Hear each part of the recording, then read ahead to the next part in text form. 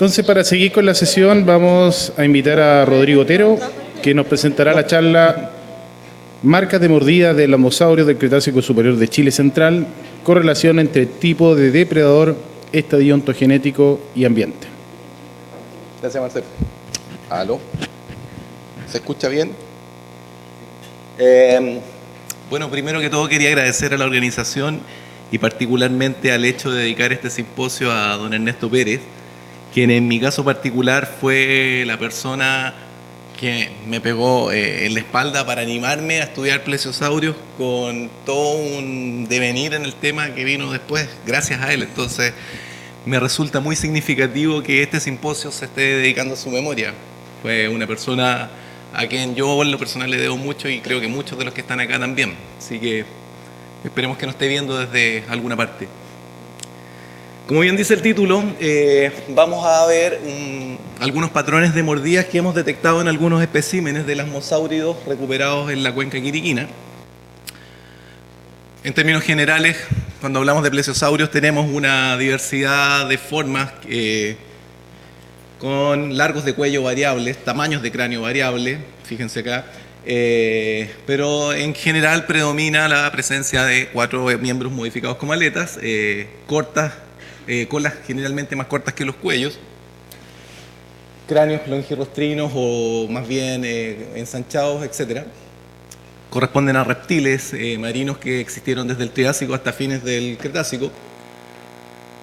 De acuerdo a los últimos estudios filogenéticos, los plesiosaurios que sobreviven el límite Jurásico-Cretácico corresponden a 4 grupos discretos: Brachioqueninae, Cryptoclididae, de los cuales aparentemente tenemos algunos pocos representantes en el norte de Chile, y los cenopsarios, que se dividen principalmente en 2 grupos, los Leptocleidia y el Asmosauridae. Este último en particular es el grupo mejor representado en el Cretácico Superior de Chile. Dentro de este clado del Asmosauridae tenemos estas formas de cuellos muy extremos, que en el caso particular chileno son las formas menos abundantes, contra una gran abundancia de estas formas derivadas dentro del Asmosauridae, que son, si ustedes se fijan, animales más robustos, de cuellos más cortos, de cráneos comparativamente más grandes. Y una cosa no menor es que tiene más de 50 dientes en el dentario, contra no más de 25 dientes en el caso de esta otra forma. Como les adelantaba, acá tenemos al grupo de las Asmosauridae y dentro de ellos algunos representantes más derivados. Fíjense que también hay un tema de edad asociado a ellos, son los representantes más tardíos, que están adquiriendo estas morfologías más robustas, estos cráneos más ensanchados, con más dientes. Bueno, este grupo, Aristonectine, es la forma más abundante a nivel local de la cuenca quiriquina, y en particular tenemos 2 especímenes de aristonectinos y un espécimen de aquellas formas que les ilustraba acá, el grupo que está por fuera de Aristonectine, pero que es parte del mismo clado de las Asmosauridae. Tenemos un representante que es de estas formas escasas a nivel local, y estos 3 especímenes presentan interesantes marcas de mordidas.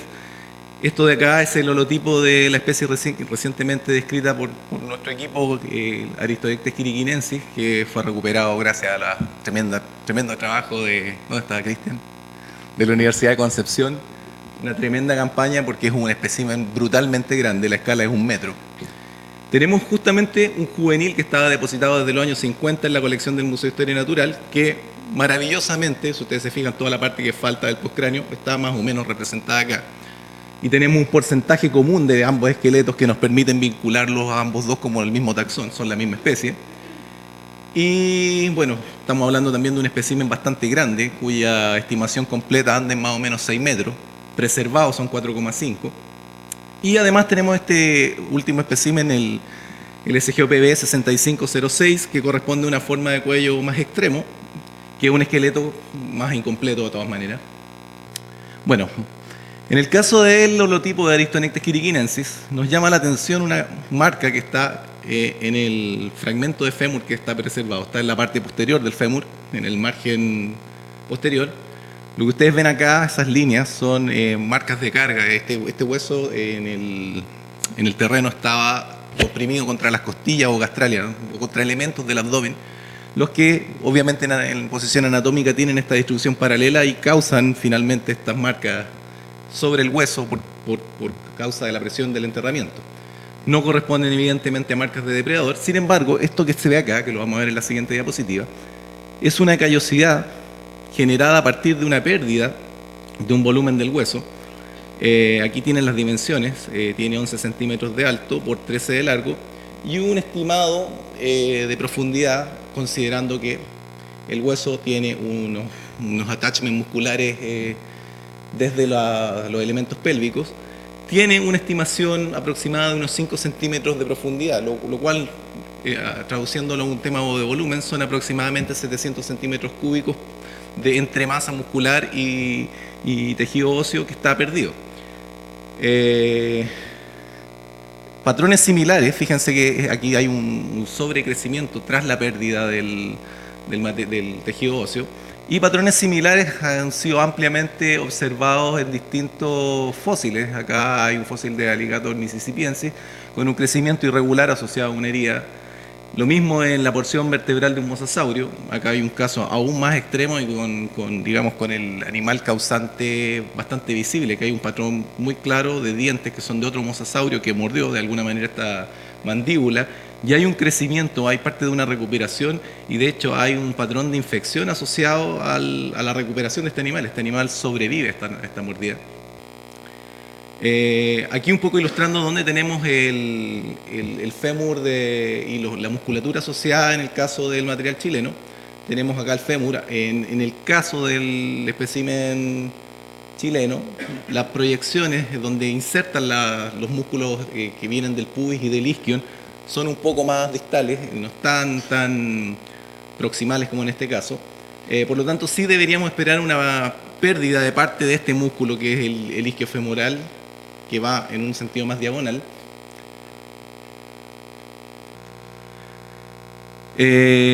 Pasando al otro espécimen, tenemos marcas paralelas en el juvenil, acá lo tienen diagramado.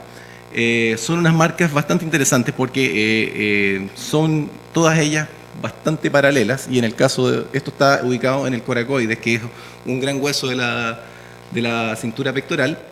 Y en el caso del otro coracoides, que está mejor articulado, las marcas son aún más paralelas. Si ustedes ven acá unas puntuaciones, estos son estructuras propias del hueso. Y bueno, la imagen no se alcanza a ver, pero la propia textura del hueso tiene unas estriaciones en un sentido más bien radial en esta área, que son diferentes a estas marcas. Estas marcas realmente están causadas por algo más que solamente la ornamentación sobre el hueso. Ahora, una cosa muy interesante es que estas marcas se encuentran en la superficie interior del coracoides. Vamos a volver sobre eso después. Bueno, interesantemente, tenemos un patrón forense detectado en huesos humanos donde se repiten estas marcas paralelas con un distanciamiento del mismo orden de magnitud de las que vemos acá, y cuyo causante es un taxón que existe hoy en día, que es el tiburón tigre de arena, Carcharias taurus. Y voy a volver sobre ello después. Este tipo de tiburones son uno de los tiburones más abundantes en la cuenca quiriquina. Y el tercer espécimen presenta una marca triangular con una quilla muy marcada. Esto está en el ilion, que es el hueso que se proyecta desde la cintura pélvica hacia el esqueleto axial. Es una marca triangular profunda con una especie de quilla. Acá está el contorno exagerado para hacerla notar, y que presenta un patrón muy similar a dientes de mosasauroideos que provienen exactamente de los mismos niveles. Bueno, ahora sí, profundizando respecto a la atribución de cada una de estas marcas al tipo de depredador. En el caso del espécimen holotipo de Aristonectes quiriquinense, ya les mencionaba que hay una remoción de aproximadamente 700 centímetros cúbicos. Existe un crecimiento irregular posterior al trauma, asociado a una infección, y bueno, evidentemente si hay una recuperación del tejido, este individuo sobrevivió a la mordida. Sin embargo, la causa de esta herida es bastante difícil de establecer. Existen algunos antecedentes por parte de condrictios que pueden causar este tipo de remoción de tejido, pero en esos casos estos condrictios poseen una dentición mucho más robusta que las formas que conocemos en Quiriquina. No hemos visto condrictios con dientes suficientemente idóneos para una mordida de esa magnitud. Sin embargo, nuestro mejor candidato para esta mordida, pese a que no sabemos lo que es, aparece como también parte de lo que pudo ser el ataque de un mosasaurio. Ahora, dentro de la misma unidad, sí hay mosasaurios, hay por lo menos dos morfotipos de mosasaurios, unos bastante pequeños que no deben ser más grandes que un lagarto, un monitor o un dragón de Komodo, y otros enormes, de los que conocemos unas pocas vértebras, un isquion y dientes. Estamos hablando de unas formas emparentadas a Tylosaurus del hemisferio norte, que es un mosasaurio de 8 o 9 metros, un animal carnívoro bastante grande. Bueno, respecto al espécimen 260, el juvenil de Aristonectes quiriquinensis, los rastros paralelos son bastante similares al patrón forense, con, tiene un tipo de dentición tearing, creo que es rasgadura o algo así, que es típico en tiburones odontaspídeos. Las marcas, interesantemente, se encuentran en la superficie interna de ambos coracoides, indicando que esto ocurrió después del vaciamiento de las vísceras, por lo tanto, después de la muerte del organismo. Y la preservación de este esqueleto, voy a volver un poco atrás, si ustedes se fijan en un esqueleto que está parcialmente articulado, entonces hay un tema tafonómico. De alguna manera estamos teniendo una depredación o un carroñeo quizás de la parte interior, pero sin desarticular el tronco. Y eso plantea una pregunta interesante: ¿cómo pasa eso? Justamente existen antecedentes en un espécimen de Japón en donde, con patrones obvios de mordeduras de odontaspídeo, del mismo tipo de tiburón, se remueve primeramente parte de la cintura, en este caso pélvica, que es son varios huesos más o menos masivos, donde van adjuntas las aletas, y esto perfectamente se puede repetir en la cintura pectoral, lo cual podría ayudar a explicar por qué tenemos esta situación de un esqueleto articulado y las marcas en un elemento de la cintura pectoral. Como ya les adelantaba, los odontaspídeos del género Carcaria son los condrictios más abundantes en la formación quiriquina, y además de eso, se me olvidó ponerlo acá, están asociados a los mismos niveles con plesiosaurios juveniles, que son fases más bien de plataforma somera. Respecto a la mordedura del elasmosaurio indeterminado, con la marca triangular, tenemos patrones muy parecidos con el depredador asociado. En el caso de algunos especímenes también de elasmosaurios, no me acuerdo de qué parte del hemisferio norte son, pero son del Cretácico superior. Ya les mencionaba que tenemos antecedentes concretos de la presencia de mosasaurios grandes. Ahora, interesantemente, la marca no muestra un crecimiento posterior al trauma, no teníamos en este caso la generación de este callo de hueso. Y además se ubica en la superficie interna del ilion. Esto podría estar quizá vinculado a la causa de muerte del individuo, no hay una recuperación después de esto. Bueno, asociando la fauna que tenemos, valga la redundancia, asociada a cada uno de los especímenes, en el caso del holotipo de Aristonectes quiriquinensis, tenemos invertebrados bivalvos de la especie Cardium acuticostatum, amonites del género Grossobrites, y además vertebrados que ya les había mencionado, Carcarias es una forma abundante. Sin embargo, en este caso, si bien está presente, no es particularmente abundante en número, lo cual nos está sugiriendo, sobre todo por la presencia de un amonite, un ambiente de plataforma más bien profunda, basándonos en las profundidades planteadas por Compaño. En el caso del 260, lo único que tiene asociado son bivalvos de plataforma somera, y sobre la base de eso, de alguna manera detectamos que es una forma que se termina depositando en una plataforma más somera. Y en el caso del elasmosaurio indeterminado 6506, está además asociado a Cardium acuticostatum, a gastrópodos indeterminados y, interesantemente, a un rajiforme que es un taxón que, si bien es abundante en quiriquina, también tiene una distribución asociada a ciertas fases. Esta es una forma que se halla principalmente asociada al fondo. Nuevamente, aquí tenemos un ambiente más bien intermedio entre las dos condiciones de los otros dos especímenes. En resumen, correlacionando finalmente el depredador, el ambiente y el estadio ontogenético, el espécimen holotipo de Aristonectes quiriquinensis es un adulto joven, ya van a ver probablemente en el póster porque es un adulto joven, un póster de Luis Osa, está muy bueno, vayan a verlo. El ambiente, como ya les adelantaba, es más bien de una plataforma profunda, basado un poco en la presencia de amonites. No hay seguridad sobre la causa de la herida, se sugiere un posible mosasaurio como causa. En el caso del 260, que es el referido juvenil de Aristonectes quiriquinensis, hay un ambiente que es de plataforma somera. Tenemos un carroñeo post-mortem causado sin duda por tiburones odontaspídidos. Y en el caso del 6506, que es un subadulto, también tenemos un ambiente de plataforma quizás un poco más intermedia, con una herida atribuible con cierta certeza a un mosasaurio. Y bueno, integrando estos datos a un modelo propuesto por Kriwet y Benton sobre la distribución de condrictios del límite KT, hemos obviamente seleccionado ambos dos condrictios en la columna de agua, que son las formas abundantes de quiriquina, y hemos integrado el dato de las ocurrencias de estos reptiles que estamos verificando según la fauna asociada, etc. Y interesantemente tenemos que hay una relación con otros parámetros que no voy a adelantar aquí tampoco, pero tenemos algunas buenas ideas de dónde se alimentaba y a qué profundidad lo hacía esta forma nueva Aristonectes quiriquinensis. Bueno, en términos generales eso, muchas gracias por su atención y no sé si alcanzamos a preguntas.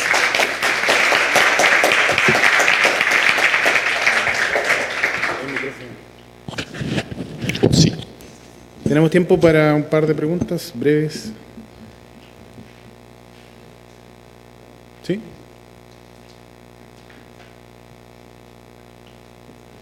Hola, ¿qué tal? Ha estado interesante la charla.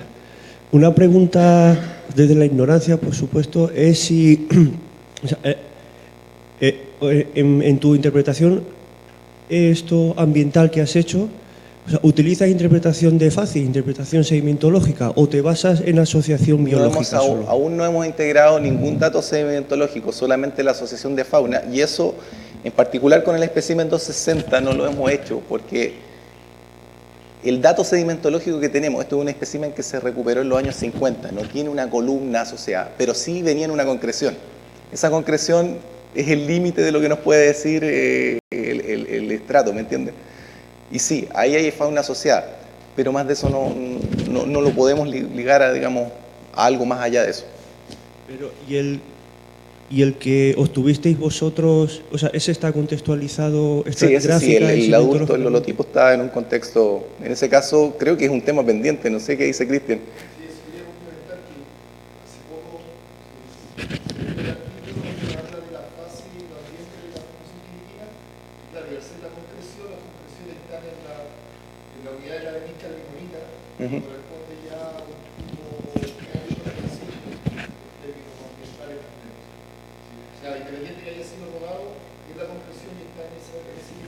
Pero no sé si se responde. ¿Una última pregunta? Ok, muchas gracias.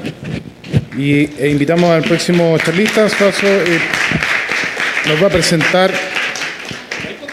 análisis gráfico bivariado de proporciones vertebrales dorsales en plesiosaurios elamosáuridos del Cretácico superior de Chile y Norteamérica, su valor diagnóstico para la identificación de aristonectinos, adultos de gran tamaño.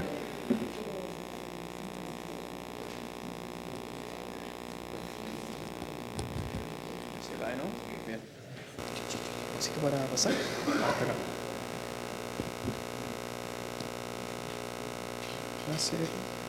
Perfecto. Bueno, buenas tardes. Es un honor estar acá, en este momento ante todos ustedes, ante tantos paleontólogos que tenía ganas de conocer. Para mí también un honor particular, porque soy un estudiante chileno que está estudiando en el extranjero. Así que es un honor volver a mi país a poder hacer una investigación y poder presentársela a todos ustedes. Vamos a empezar. En esta introducción me gustaría primero también hacer un cierto homenaje a Samuel Wells, paleontólogo con el que nosotros también hemos hecho bastantes En aportes, gracias a los aportes que él hizo, en especial un trabajo que lo tienen ahí, A Review of the North American Cretaceous Elamosaurs. Samuel Wells es un paleontólogo que trabajó con bastantes fósiles, en particular para los plesiosaurios. Una de las cosas interesantes que él hizo fue postular una serie de índices que son sumamente importantes para este trabajo. ¿A qué nivel de importante? Bueno, lo que tenemos acá es para introducirlo, es cómo los análisis gráficos bivariados han servido bastante para diferenciar lo que son a los plesiosaurios aristonectinos, como bien les comentaba Rodrigo hace un tiempo, que les comentó los caracteres hace unos minutos, con respecto a los elasmosaurios principalmente de América del Norte. Esto todo en el Cretácico superior, campaniano, maastrichtiano. Entonces, durante los últimos años han salido una serie de trabajos, la mayoría de mi colega acá, Rodrigo, también de los colegas trasandinos, José Overman, trabajos de gente de Nueva Zelanda, todos referidos a nuevos elasmosaurios, en donde siempre se utilizan estos índices a los que yo ahora les voy a comentar. Bien. ¿Esto por qué? Porque hay una particularidad con los fósiles de los plesiosaurios, en especial con el tema de las vértebras. Suele pasar por un problema tafonómico, que las vértebras se encuentran disociadas de lo que es el esqueleto en común, o en las vértebras solamente vamos a encontrar lo que son los centros vertebrales. Se encuentra disociado con lo que son las crestas neurales, con todo lo que sea particular una vértebra. Entonces, acá la tiene. Lo que Wells hace en su trabajo es decir, vamos a tomar una serie de medidas, yo se las voy a mostrar luego, y con esas medidas podemos hacer una identificación, por lo menos a gran escala, de los plesiosaurios. Entonces, ¿cuál era el objetivo de este trabajo? De primero, determinar el potencial de las vértebras dorsales de plesiosaurios elasmosáuridos del Cretácico superior como un carácter para la clasificación de las subfamilias, que se los comentó hace un momento Rodrigo también, en el cladograma que mostraba, y apuntar a la determinación taxonómica lo más significativamente posible para los restos SGO PB91, 92 y 162. Ahora les voy a mostrar cuáles son. Este es un material de referencia histórica que está depositado en el Museo Nacional de Historia Natural en Santiago. Son 14 vértebras dorsales. Acá tienen una que está en vista anterior, para que vean lo que se puede conservar de estas vértebras, una vista lateral, una vista ventral. Acá se alcanzan a ver las foraminas. Lo interesante de estos materiales, aparte, es que son materiales de unas vértebras de un tamaño significativamente enorme. No estamos hablando del típico tamaño que se pueden encontrar en las vértebras del elasmosaurio dorsal, en la parte cervical o dorsal, sino que estamos hablando, esta regla, acá estamos hablando de un tamaño cercano a los sobre 10 centímetros de largo, por lo que lo hace unas vértebras de un tamaño de este tamaño. Son vértebras bastante grandes, lo que es interesante. Ya lo vamos a llevar eso para compararlo con el ejemplar que recién mostraba Rodrigo de Aristonectes quiriquinensis. Este es el ejemplar SGO PB92, me disculpo por esta, tenía que haber estado al revés, pero bueno, es un material un tanto más completo en cuanto a lo que son los centros, o sea, las vértebras dorsales, pero también de un tamaño considerable bastante grande. Y el ejemplar 162, que solamente está en una vértebra a la que también quisimos estudiar para ver qué pasaba con esta vértebra. Ahora, ¿cuáles son los materiales de comparación? Usamos el material de SGO PB90, que es un material asociado al algarrobo, también estudiado por Rodrigo y colaboradores, con las vértebras dorsales. Este material, las reglas son 5 centímetros, para que acompañen se den cuenta de que el tamaño de las vértebras que están en estudio en este trabajo son vértebras colosales. Y los materiales de comparación están asociados justamente al trabajo de Wells del 52, donde nos basamos principalmente con todos los datos que él da en su trabajo, un trabajo bastante grande, sobre las medidas, que ahora les voy a mencionar cuáles son. Entonces tenemos las medidas dorsales acá que vamos a usar para el Elasmosaurus platyurus, Hydralmosaurus serpentinus, de una Styxosaurus brownie según Wells, que ahora es por Carpenter en 1999, Hydralmosaurus serpentinus también, y Styxosaurus nove. Esto está interesante también porque los materiales que nosotros estamos comparando, la gran mayoría, salvo el espécimen SGPB90, el resto de los materiales, los que le mencionaba según Wells, son materiales asociados a todo lo que es el mar interior de Kansas, el Sea Interior Sea, que es, de acuerdo a todo lo que es la parte paleobiogeográfica, está asociado a los 90 millones de años, 65 millones de años, y el material que nosotros estamos estudiando es material de la región de Quiriquina, ahí, y asociado a lo que sería la provincia del mar Wedeliano. Entonces, bueno, estamos viendo cuál sería la diferencia entre estos plesiosaurios de acá, salvo el del 90, que es un caso especial, está referido también a algunos especímenes, puede ser similar a algunos especímenes que están estudiando los colegas argentinos. Bueno, ¿cuáles son las medidas vertebrales que usa Wells? Él lo que hace es basarse en la longitud, en la anchura y en la altura. ¿Cuál es la longitud? Es la que toma de acuerdo a los centros verticales. Toma esta longitud. Se toman esos datos. En cuanto a lo que es la anchura, se toma estos datos, se trata de tomar, esa es la medida del ancho que se toma para todas las vértebras, y en la altura máxima hay un consenso de tomar la altura máxima de la cara anterior. Siempre se trata de buscar la cara anterior como un consenso para no buscar la cara posterior, donde pueden haber algunas situaciones distintas, pero no hasta el piso de la cara del canal neural, perdón. Todos estos datos que les acabo de dar, lo que se hace es pasarlos a índices vertebrales, el índice BI, HI y el índice HI, que esto está según Wells. Ahora, otro autor, Brown, propone un nuevo índice, que es el Vertebral Leg Index, que está bastante interesante también ese índice porque lo que hace es correlacionar el largo respecto a la media de la base del ancho contra la altura. Entonces, eso nos permite tener en un número, el Vertebral Leg Index, permite tener un número que permite comparar todas las series verticales, al menos las cervicales, que es lo que se venía haciendo hasta ahora. Por eso repito que nosotros estamos viendo solamente las vértebras dorsales y la intención era ver qué pasaba con las dorsales. Este es a modo de ejemplo, de un trabajo de Otero de O'Gorman del 2013, donde lo que él hace es diferenciar un materiales referidos a aristonectinos, los pasan en un análisis gráfico bivariado, que es lo que yo les voy a mostrar ahora con lo que estoy haciendo. Este es un gráfico del BI, del índice BI sobre el HI, BI sobre BLI y parece no lo alcanzo a ver, este es BI sobre el BLI me parece. Entonces, fíjense que hay una disociación característica entre los aristonectinos y el resto de los plesiosaurios, que serían los elamosaurios de Norteamérica. Bien, vamos entonces a los resultados de esta investigación. Lo que nosotros vamos a ir viendo ahora es ver vértebra por vértebra qué es lo que sucedió en este análisis gráfico bivariado, y a modo de ejemplo vamos a usar lo que pasa usando los índices del BI sobre los del Vertebral Leg Index. Esto primero es para el ejemplar 91, que era esa vértebra. Fíjense que hay una clara disociación entre los valores que dan los índices con respecto a todos los otros elamosaurios que les mencionaba recién a material de comparación. El material 90, que era acá el chileno del Algarrobo, y los de América del Norte. Entonces el 91 cumple la condición. Buenísimo. ¿Qué pasa con el 92? Lo mismo. También hay una clara disociación entre los índices y su análisis gráfico bivariado con respecto a los materiales en comparación. Y con el 162, que era esa vértebra aislada, sucede lo mismo. También que es disociado. Cuando pasamos los tres, da justamente una clarísima disociación entre lo que son las medidas, los índices de los elamosaurios del Cretácico superior de América del Norte, junto con el ejemplar 90, con los materiales estudiados 91, 92, 162. Es bastante interesante porque estaría cumpliendo justamente la condición que históricamente Wells hablaba que era solamente para vértebras cervicales. Históricamente siempre era cervicales, las dorsales, nadie decía nada. Entonces acá estamos viendo que en las dorsales también sucede. Fíjense lo que pasa con HI, BLI, lo mismo. Se vuelve a cumplir la condición. VHI sobre BLI, lo mismo.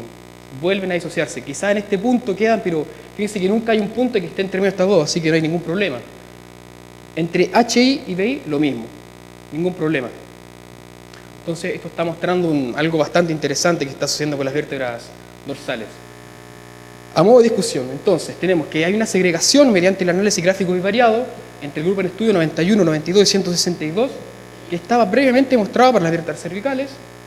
Esto tendría una correspondencia con los modelos paleogeográficos. Esto hay que tenerlo con cuidado porque en realidad para la provincia guadeliana nosotros no tenemos un modelo faunístico para los plesiosaurios. Las vértebras dorsales 91, 92 y 162 tienen un índice entre 63,3 y 74,6. Eso lo vamos a ver en la conclusión para que vean hay una correlación con los trabajos anteriores que ya se venían haciendo. Y acá para modo de discusión lo que nosotros nos preguntamos es si existe entonces una cuestión ontogenética escondida en las modificaciones vertebrales de los plesiosaurios aristonectinos. Es una pregunta media abierta, pero ahora vamos a ver a qué nos referimos con esto. Recién les mostraba a Rodrigo esta imagen, referida a los ejemplares de Aristonectes quilokinesis, con, lo que dijo Rodrigo, tamaños bastante grandes. Son tamaños enormes los Aristodontes quiroquinesis, pero, que están acá los tamaños, fíjense el largo, lo que se ha podido hacer hasta ahora, los trabajos ahora tienen que seguir con el Aristodontes quiroquinesis. Cuando nosotros comparamos estos valores del largo, el alto, el ancho todavía no se puede hacer, los comparamos con los valores de la 91, fíjense que el largo está muy parecido en el largo, lo que son las proporciones vertebrales. El alto son considerablemente vértebras más altas, pero el ancho de estas vértebras es particularmente enorme. Son vértebras muy anchas. Y eso lo que está mostrando es un patrón vertebral de unas vértebras mucho más grandes que las que conocemos con el ejemplar de Aristodontes quiroquinesis. Entonces, vamos a las conclusiones. El uso de índices para centros verticales en las vértebras dorsales y su aplicación en los análisis gráficos variados es válido. Por lo menos para los plesiosaurios del Cretácico superior, del mar interior de Kansas, el Western Interior Sea, con respecto a los elamosaurios aristonectinos que nosotros tenemos acá, en la provincia de Guadalajara.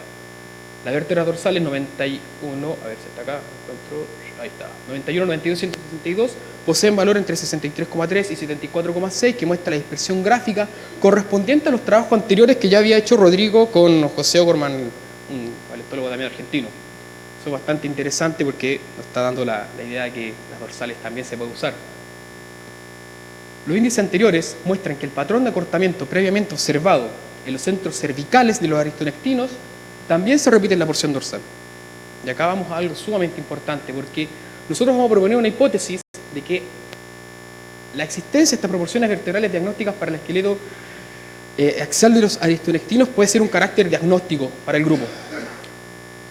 Este estudio verifica entonces la presencia de aristonectinos de talla sustancialmente mayor que el holotipo adulto de Aristodontes quiroquinesis, que es lo que nos gusta llamar el Elasmosaurid Ultimate Aristonectes. Nos gusta llamarlo. Bueno, perspectiva futuro para seguir trabajando como estudiante. Nos interesa saber cuáles son la situación para las series caudales, que eso se está haciendo en estos momentos. Otro importante es ver qué es lo que sucede con los individuos fósiles que están depositados en las colecciones de los museos de Argentina, especialmente con el Museo de la Plata, junto con José O'Gorman, que en este momento estamos trabajando también ese tema. Y bueno, lo otro que se está empezando a hacer, que bueno, también va un guiño con el póster que tienen que ver ahora, de Lucho, es el tema de la variación ontogenética, comprender qué es lo que está pasando acá. Porque nosotros estamos viendo ejemplares que claramente hay un acortamiento en las series cervicales, en las series dorsales, tenemos que ver qué es lo que está pasando con las caudales, pero a pesar de eso tenemos tamaños enormes. Entonces hay algo que está pasando con estos individuos. Bueno, con esto voy terminando mi presentación. Le quiero agradecer a los organizadores del simposio. Estoy muy feliz de estar acá, es un honor para mí. Quiero agradecerle a David Rubilar, que nos encuentra acá por obvios motivos, a Cristian Salazar, que está por ahí atrás, a Guetta Araya, que me ayudaron en los momentos que estaba haciendo la investigación, me permitieron estar en la colección de paleontología de vertebrados, a Sergio también, no sé dónde está Sergio, por ahí atrás está Sergio, Karina que está acá al lado, Jonathan que está por ahí atrás, no sé, supongo que está allá atrás. Les quiero agradecer también por la parte de la preparación técnica de esto. Y eso. Muchas gracias también a todos ustedes por escucharme, estoy muy contento de estar acá. Gracias. Tenemos tiempo para un par de preguntas. Yo tengo una. Buenísimo. No, quería saber, una pregunta doble para Otero. El plesiosaurio ese que anda exhibiendo Spatch o Green Patch, o algo que termina con H. Sí. ¿Ah? Estaba en el pueblito. Sí, uno que anduvo. Sí. Ah, está en el museo. Sí. Don Frankenstein. Uno de esos especímenes después de un procedimiento fructuoso es uno que parecía... Ah, ya, eso te... Sí. Pero queda otro, que estaba revuelto con ese mismo espécimen. Estamos colectando los datos de la excavación en lo posible para poder recuperarlo. También es una cosa interesante. Sí. Lo estuvimos viendo, de hecho, fue un problema, de hecho ya ordenando las vértebras, todo eso fue un tema. Algo súper excepcional, que es un plesiosaurio que está usado en una dirección y justo abajo en el camino, inmediatamente abajo había otro. Entonces cuando lo excavaron salieron los focos. Ah. ¿Y el cráneo ese que mostraban?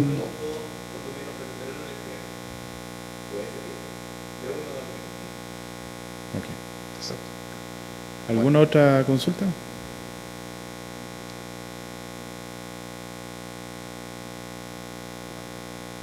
¿No? Bueno, agradecemos. Muchas gracias.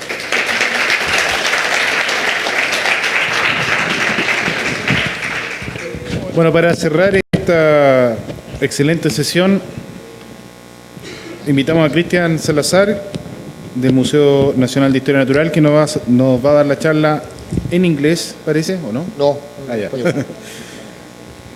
Titonian Ammonites from the Baños del Flaco, ad hoc nombre, Central Chile. Supongo que será la localidad, ¿no? El Baño del Flaco.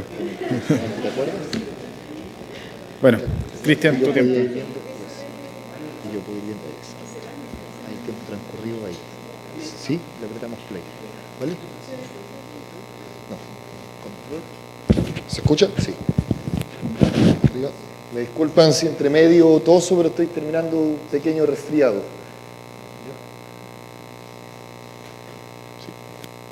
Bueno, voy a presentarle ahora Ammonites titonianos de la formación Baños del Flaco, de Chile Central. La diapositiva está en inglés para los que no manejan bien el español, pero también al final, si quieren, pueden preguntar en inglés sin problema, o por aclarar cualquier cosa.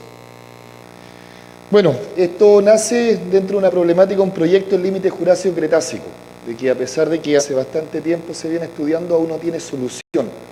En Argentina están un poco más avanzados en este tema, un límite que ya se viene tratando fuertemente con don Héctor Leance desde los años 45, luego Héctor Leance en los años 80, y ahora último con Verónica Benari se han enfocado bastante también en el estudiar el límite Jurásico-Cretácico. Por nuestra parte en Chile, lo cuento como anecdótico, solamente fueron definidas estas formaciones en el año 60, Baños del Flaco, con el señor Clon, y después Laios Viro realiza una campaña de terreno y queda el material no publicado, pero con una libreta de terreno perfecta. Perfecta, perfecta, perfecta. Y le doy gracias a él, porque yo tomé esa libreta, fui a terreno, centímetro que caminaba, ahí estaba el Ammonite. Y estaba la colección muy bien guardada en la Universidad de Concepción. Tomo la libreta de terreno, tomo los fósiles, me voy al terreno y se comienza a hacer, esta una parte del trabajo en general. Y después lo paradójico, nadie más estudió, incluso la misma formación Lo Valdés, que es correlacionable con Baños del Flaco, nadie más la estudió desde los años 60 hasta ahora. Y lo cuento como anecdótico para que se sepa, y delante lo conversaba con Amaro, tal vez algunos personajes como don Ernesto y otros estarían muy contentos de verlo a todos nosotros reunidos hoy día. Porque me pasó cuando, lo cuento como anécdota, cuando postulo por primera vez a mi beca de doctorado, un miembro de la comisión me dice, ¿para qué vas a estudiar esto si está todo hecho? Y cito nuevamente a don Ernesto, dijo, por suerte que los geólogos y los paleontólogos hacemos las cosas mal, porque así tenemos más trabajo para adelante. Entonces, en base a esta anécdota de visiones y de resolver este tipo de problemática, no está resuelto, y al final de esta charla también vamos a ver que no está resuelto todavía y nos queda mucho por hacer. Uno comienza con una pregunta y termina con 10 o 20 preguntas más todavía. Entonces, con el desarrollo desde los años 60 hasta hoy día, la estratigrafía secuencial, el concepto de variabilidad morfológica de las especies, que si tienen una costillita más inclinada que la otra, es otra especie diferente, se conjugan y se decide hacer este tipo de investigación que arroja algunos resultados. Y además, también uno de los principales problemas que hay son las correlaciones clásicas entre Sudamérica y Europa. ¿Por qué? Pueden haber muchas respuestas. La localidad de estudios principalmente, aquí tenemos la localidad tipo, Baños del Flaco, y la principal zona de estudio donde provienen los fósiles Río Maitenes, donde Laios Viro levanta la columna y que hoy día es una mina de caliza. Se puede acceder, pero poder levantar una columna es muy difícil, pero se pueden usar algunas zonas aledañas. La geología, esta es una integración del mapa de Tile 1980, la parte norte, y Clon del 1960. No está actualizada la geología, hay mucho por hacer. Clásicamente se ha dicho que Baños del Flaco es correlacionable completamente con Lo Valdés. Yo les digo que no, al final vamos a ver un poco más. Es solamente una parte que se integra. Y también, bueno, aquí está la zona de Baños del Flaco, acá está la zona de Lo Valdés, principalmente en verde claro. Pero aquí, en esta zona de Cruz de Piedra, es un enigma bastante entretenido, porque fue mapeado siempre como Baños del Flaco, pero al ir a terreno, de lugares de muy difícil acceso, ahí fuimos con Pato Zambrano que está por acá, bueno, anduvimos en todas estas secciones, esto es Lo Valdés, y está mapeado hasta hoy día como Baños del Flaco, por un mal concepto de uso de la definición de formación, que es una unidad litológica, no cronoestratigráfica de cómo fueron definidas principalmente estas formaciones. Error clásico que se sigue cometiendo, y lo digo acá, más de la mitad de las formaciones de Chile están mal definidas. Así que hay mucho trabajo para todos. En el contexto geológico, aquí Charrier resume muy bien, tenemos una cuenca de antearco representada por la formación Loprado, solamente estudiado en los años 70 y después no ha sido vuelta a estudiar. Tenemos nuestro arco volcánico y una cuenca de Trasarco, donde aquí está representado principalmente lo Valdés, pero la parte inferior se puede correlacionar con la formación Baños del Flaco. Ahí tenemos el contexto general. Bueno, las principales formaciones de Chile central que representan el límite Jurásico-Cretácico en sí es lo Valdés y es Baños del Flaco. En este caso vamos a estar focalizados principalmente en formación Baños del Flaco. Alguien se preguntará qué pasó con la formación Río Leñas. Bueno, en los años 80, en el año 82 lo redefine Charrier, donde dice que la formación Río Leñas pertenece a la formación Baños del Flaco. Aquí tenemos nuestra localidad tipo, Río Damas, podemos ver capas verticales y tenemos una unidad definida en el año 85 por Zapata como un Brownish Red Clastic Unit que tiene bastantes controversias, lo están asociando a alguna falla regional que está pasando, tema para los geólogos regionales que sigan entreteniéndose y sigan resolviendo esos problemas porque también nos van a servir a nosotros. Un poco de estratigrafía, tenemos acá la columna de la localidad tipo de Baños del Flaco que se caracteriza por un conglomerado basal de 50 metros. Luego principalmente tenemos aquí unos niveles de caliza, calcimatstone, de que esos son los niveles que al otro lado de la sierra, ya en la provincia de Curicó, es lo que se explota en la mina caliza. Tenemos calcáreo sandstone también, tenemos algunos niveles restringidos de tipo lutita, con aporte calcáreo, más lutítico y lutitas calcáreas, y arriba niveles nuevamente arenisco calcáreo o calizas arenosas. Tenemos bastantes tipos de fósiles presentes, bueno, tenemos amonites, tenemos bivalvos, ostras, algunos fragmentitos de vertebrado y su interpretación ambiental. Aquí en el número 3 estamos hablando de una zona de shore phase y después acá donde está en el número 2 estaríamos hablando de un offshore transition. Bueno, también podemos ver de que se hizo análisis de estratigrafía secuencial, se definieron 11 diferentes parasecuencias donde podemos ver su maximum flooding surface acá, un transgressive system track, high system track, acá tenemos el maximum flooding surface, este era un maximum flooding. También se hicieron ese tipo de análisis que en otra ocasión podré detallarlo mucho más. Lo que queda un poco que se puede fotografiar o mapear de mejor forma de la parte de la sección de Río Maitén es en la parte alta de lo que hoy día es la minera El Fierro, creo que se llama, de Cementos Biobíos, que esta es la reconstrucción de la columna que realicé del Ayos Viro, que tiene una litología similar, casi igual a la de la localidad tipo, con sus niveles más arenosos en sus partes inferiores, con aporte calcáreo también, un nivel restringido de lutita y también arriba niveles más de caliza y con aporte de arenisca, en términos paleontológicos el mismo tipo de fauna, amonites, bivalvos, gastrópodos, ostras, muy pocos gastrópodos, perdón, y la interpretación de la estratigrafía secuencial muy similar, la separa una de la otra no más de 10 kilómetros. Ahora nos vamos de lleno en la paleontología y tenemos presente acá a Pseudocylocera citelis, que tiene una muy pobre preservación y es documentado por primera vez para Chile. Por este otro lado tenemos Eurbigalitascoceras malarguensis, Choquiphintes withauseni, ambos son registrados por primera vez también para Chile. Bueno, y anteriormente, por ejemplo, este estaba dentro del grupo de los Virgatophintes, parent, quien ha aportado bastante en el estudio del titoniano en Argentina, ha hecho esta diferenciación de este tipo de género que ya no es más un Virgatophinta. Ahí podemos entrar a una discusión, no podemos ver los típicos branch, los típicos ramas que están divididas desde 3 hasta 5 diferentes ramas. En este caso no se cumple y ahí entra la discusión fuerte por qué lo asigna a este nuevo género. Aquí hay una especie bastante particular, que es el Virgatophintes cíticus. Clásicamente se hablaba en Chile del Virgatophintes andensis, leñaensis, también se había hablado en Argentina del mendozanum, que también estaba en Chile, y el mexicanus. Yo les digo acá de que todos son sinonimias menores de Virgatophintes cíticus. ¿Y de dónde viene Virgatophintes cíticus? De la plataforma rusa. Nos preguntamos cómo estaría conectado todo esto. Al final vamos a ver algo de paleobiogeografía, cómo estaría conectado y cuál es uno de los problemas. Como decía al comienzo, la variabilidad morfológica de las especies. ¿Qué es lo que pasa cuando en los estudios anteriores se tenía, y este patrón se va a repetir en las siguientes especies que vamos a presentar, los estudios generalmente se basaban 1, 2, 3 especímenes presentes. Por suerte nosotros se hicieron campañas largas de terreno, dentro de 6 años estuvimos 5 meses en terreno con un gran número de amonitas, aquí estamos hablando de más de 400 fósiles, amonites diferentes. Cuando tenemos un gran N de fósiles, en este caso de amonites, podemos tener juveniles, estadio intermedio y estadios adultos. Y yo le puedo pasar a cualquiera de ustedes un amonite en estadio juvenil y un fragmento fragmocono de estadio adulto. Y son completamente diferentes. Eso llevó a ese tipo de determinaciones en el tiempo, los tiempos pasados.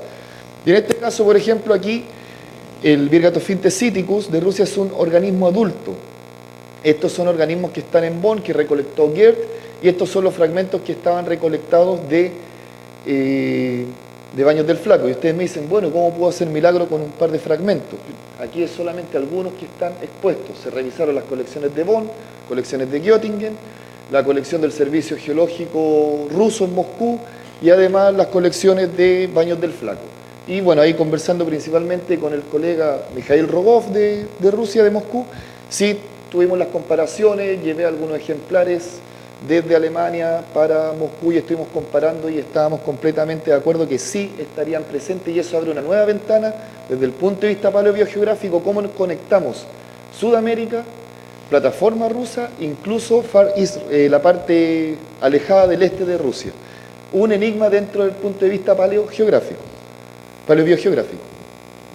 Y aquí los diferentes antecedentes de los que han sido descritos en Chile y en Argentina, al ser llevado en este gráfico, podemos ver de que es una especie morfológicamente variable.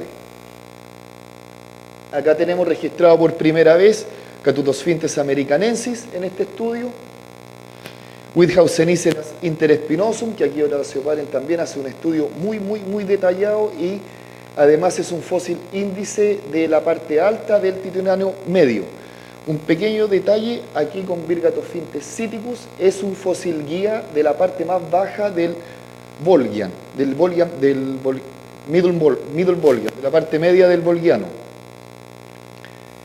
Virgatophintes siticus también demuestra una variabilidad morfológica en sus estadios juveniles, pero ya en sus estadios adultos, sobre los 70 centímetros, ya se presenta mucho más homogéneo. Entonces aquí volvemos a ver, estadios juveniles podríamos haber determinado especies completamente diferentes, como lo vemos en los estudios del comienzo del siglo pasado, pero ya en estadios adultos se comienzan a homogenizar, mucho más fácil su determinación.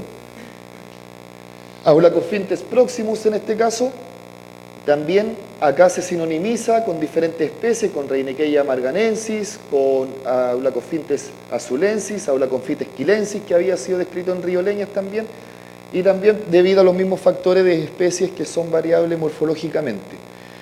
Micracanthoceras microcanthum, anteriormente no se habían estudiado más de 5 especímenes y se habían llamado en conjunto Micracanthoceras lamberti y Micracanthoceras tapiae.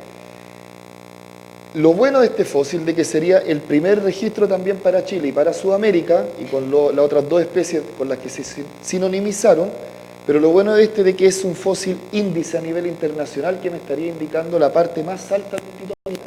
Lo tenemos presente en Europa, lo tenemos presente en Chile. Sumamos Virgatophintes siticus, que está presente también, muy bien estandarizado en Rusia, Polonia, y ahora también en Chile. Nos está ayudando a la correlación global, una de las problemáticas iniciales que teníamos, mencionando en una de las primeras diapositivas. El mismo patrón nuevamente, estadios juveniles, variabilidad morfológica. Sobre esta especie Micracanthoceras microcanthum hay un trabajo muy extendido de Tavera, español, no Tavera chileno, donde habla de diferentes 3 morfotipos. Micracanthoceras spinulosum, una especie endémica de Chile. También aquí presenta un patrón mucho más ordenado entre estadios juveniles y estadios adultos. Corongóceras alternans, Corongóceras evolutum, que también es una especie endémica propia de Chile en este caso. Hay corongóceras que están presentes en Sudamérica, presenta también varios problemática en su estadio juvenil y adulto nuevamente en base a su morfología, y una de las claves que ayuda a determinar bastantes son sus secciones, una herramienta que ayuda bastante para poder discriminar entre uno y otro. Como ver, cuando ploteamos las diferentes especies con Gósera, nos da algo que cuesta diferenciar, sobre todo nuevamente en los estadios juveniles, solamente en especímenes diámetros sobre 40 milímetros se puede diferenciar un poco.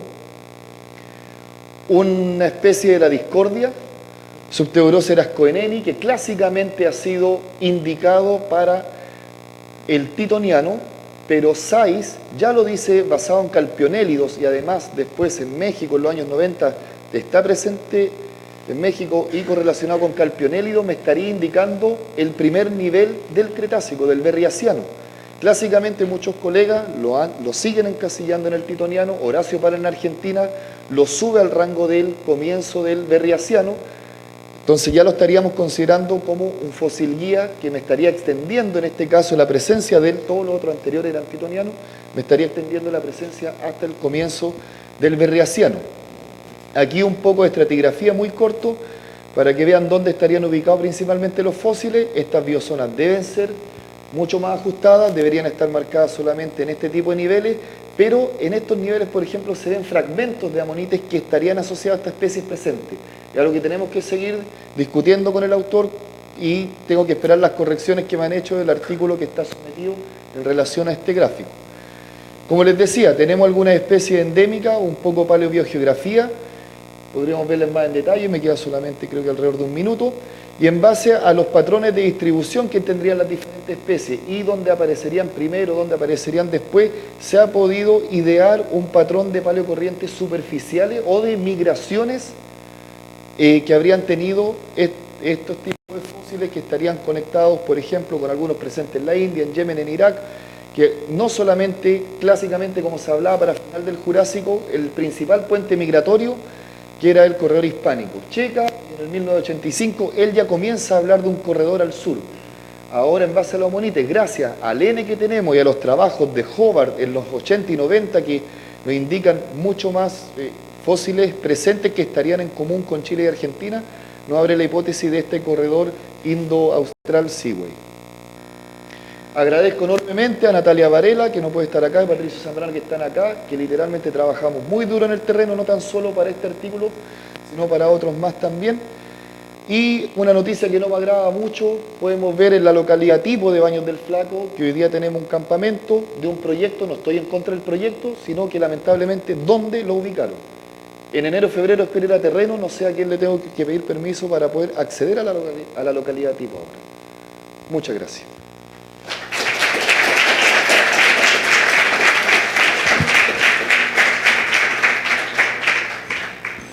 Tenemos tiempo para dos breves preguntas, por favor, muy puntuales. Karen.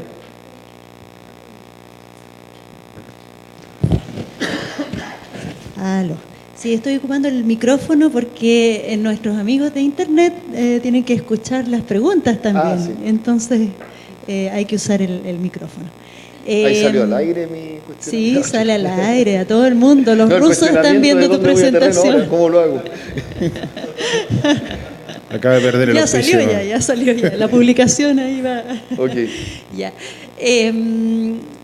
Una cosa que me llama la atención, bueno, supongo esto tiene una base también con los estudios isotópicos, porque pensar en una distribución global de tanta envergadura, es cierto que Rusia está mucho más cerca de Chile en esa época, pero de todas maneras son distancias enormes. Entonces, encontrarse con las mismas especies llama la atención por, no sé, la parte de movilidad. Y mi otra pregunta es sobre los ambientes, que si son profundos, ¿qué tipo de ambiente estamos encontrando en la formación Baños del Flaco?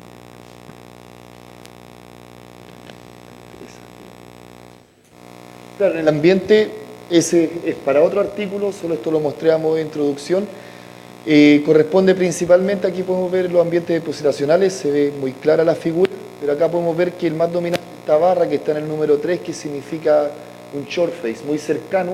Ya por tu artículo de las huellas que tienes, Sí, que ahí ustedes hablan de un paleolago, ¿cierto? Me quedan mis dudas, porque hace poco estuve allá solamente por un día, me quedan mis dudas, no sé si ustedes hicieron cortes transparentes en la época, ya, para poder ver cuáles fueron los elementos que les dijeron que ahí era una paleolaguna, porque en el artículo no recuerdo haberlo visto, los elementos duros. A ver, mira, fue hace hartos Sí, años, fue mi primer artículo, y en ese tiempo yo en geología estaba aprendiendo recién, y no me dediqué con más profundidad tampoco a los calcáreos. Claro, esta está al frente, la sección está al frente donde están las huellas de dinosaurios. Sí, ya, es la de al frente. La de al frente, sí. Bueno, hay micritas, hay pellet, muchos abundantes pellets. Hay de estas algas rojas, calcáreas, ambiente de zona fótica, o sea, y la parte de paleolago es más bien que encontramos este arrecife. Justo siguiendo las mismas capas está este afloramiento justo cuando uno sube las huellas en el lomo, digamos, de la colina, se encuentran estos arrecifes. Entonces, y las huellas se van, el sedimento está mucho más, digamos, rellena las huellas hacia el sector donde están los corales. Entonces da una indicación de que está más húmedo hacia esa área. Claro, mira, haciendo la estratigrafía lo más común que te encuentras es que son como series rítmicas, que ahí no estaría diciendo que sube y baja el nivel del mar cada ciertos periodos. Yo creo que donde están las huellas era prácticamente el borde de la playa o una laguna muy muy somera o alguna pequeña entrada del agua. Pero lo que sí estamos completamente de acuerdo que eran aguas muy someras, como se está indicando acá, muy borde de playa, a diferencia de los conglomerados, de que un ambiente de mucho mayor energía que invadió hacia el continente. Y aquí, bueno, se profundiza un poco, pero el dominante, si vemos, 95% es dominante aguas muy, muy, muy, muy someras. ¿Palinología no han hecho? Porque eso... No salió nada. Una de las preguntas... No salió. ¿No? Hicimos análisis y no salió. De hecho, ahí le pasé una muestra cuando estuvo Héctor allá para ver si salía algo y no salió nada. ¿De acuerdo o no, Héctor? Sí. Héctor. Silvia. ¿No? ¿Se escucha? Sí. Cristian, en realidad quiero felicitarte. Me siento orgullosa de que hayas sido nuestro discípulo. Gracias. Y lo que más me gusta es que tú sigas lo que el profesor Lajos Viro empezó. Para mí, yo soy discípula del profesor Viro, fue mi profesor. Yo soy la paleontóloga de la Universidad de Concepción, heredando todas sus muestras y su bibliografía y su cátedra. Y que tú sigas en el sendero de él, para mí es un orgullo. En realidad, después de tantos años de no escucharte y de no verte la distancia, el tiempo, y ver que recuperas el nombre del profesor Viro, así como Rodrigo Otero recuperó el de Ernesto Pérez. Lajos Viro y Ernesto Pérez, para que sepa, fueron contemporáneos en la Universidad de Chile y fueron los que echaron a andar la paleontología, junto con José Corbalán, que también es que en paz descanse, para que sepan los más jóvenes que estamos acá porque ellos son los que sembraron primero. Nosotros nos subimos sobre sus hombros. Eso nomás. Sí, no, yo destaco que Lajos Viro hizo un trabajo excelente, o sea, era impresionante ir metro a metro pero faltaba que colocara, aquí hay una matita de no sé qué planta o algo por el estilo, que las descripciones eran pero ultra detalladas, muy buenas. Sí. Bueno, Amaro tenía una pregunta cortita. sí, estaba el Héctor primero. El Héctor. Espera, sí, primero el Héctor Mancilla. Salvemos el orden pero igual vamos a tener que acotar el tiempo porque estamos pasados y efectivamente estamos restando tiempo importante. ¿El café? No.